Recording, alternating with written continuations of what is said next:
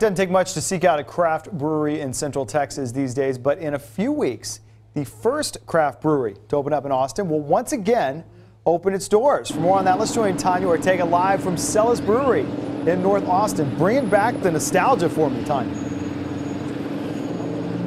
Hey, good morning, Dave. Yeah, longtime Austinites will definitely remember the name Celis. The brewery closed down 17 years ago, but is now making a comeback.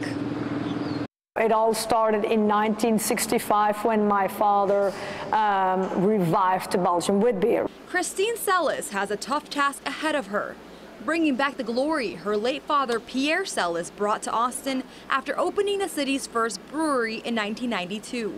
But the Celis family's love with beer began decades before that in Hoogland, Belgium. My dad was actually a milkman. He had cows, and so he was selling milk to hospital, to everybody that needed it. And you know, and then he started home brewing in actually 1965. Pierre then grew from a home brewer to founding Hoogland Brewery, spreading the word about the wit-style beer. He could never follow demand and grew from a very small farmhouse into a much bigger brewery. And in '89, when he retired, he asked me if I was interested in moving to Austin and start another brewery with him. The family picked up and moved to Texas, eventually opening up Celis Brewery in Austin, an untapped market that had the right ingredients to make Belgian beer. The water is similar than in Hoogland, which is filtered through limestone, and we need the calcium in the water to make a great wheat beer. They quickly became an Austin favorite, but just a few years later, they made an agreement with a bigger brewery who eventually decided to close down in 2000. Pierre passed away in 2011, giving Christine the extra push to reopen Celis Brewery. Now, after much work to get their name back, the brewery will once again open its doors, with another member of the Celis family taking over the brewing duties.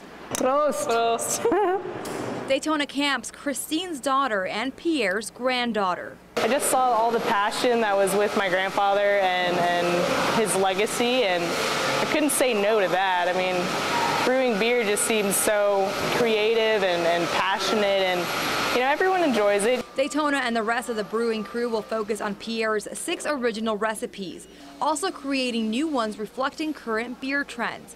But Daytona has a special family heirloom, passed down from her grandfather to help her along the way. His recipe book. It's all stained with coffee or beer, I don't even know.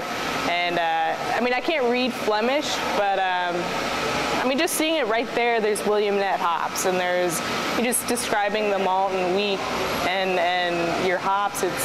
It's crazy to read from back in the day. And part of that history will steal your gaze as you walk into their tap room.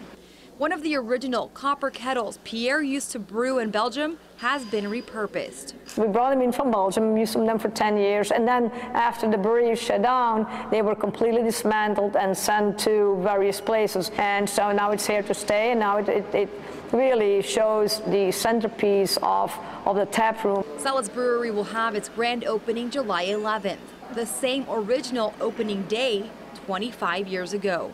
I'm so happy to get a second chance. How many people can say that? You know, to get, you know, to do what you're destined to do, to bring back a story, to bring back a legacy, and to brew great beer, and to live in a wonderful city. Now, for more info, you can head to their Facebook page. Just type in Celis Brewery. They have all their info there, as well as some of the tastings they've been doing around town. Again, that grand opening is scheduled for July 11th. Dave, I know a lot of people, definitely a throwback. It's going to be interesting to see if it tastes just like how they remember it. Well, I certainly can't wait to try one again. I'll be among the first in line. Tania, thank you very much.